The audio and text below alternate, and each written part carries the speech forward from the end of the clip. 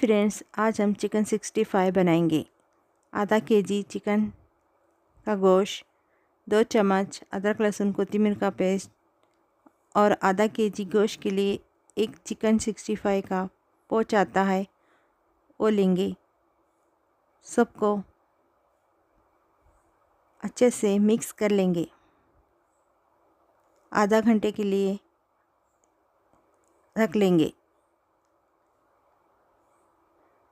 तेल गरम कर कर उसमें गोश्त को फ्राई करेंगे गोल्डन ब्राउन होए तक।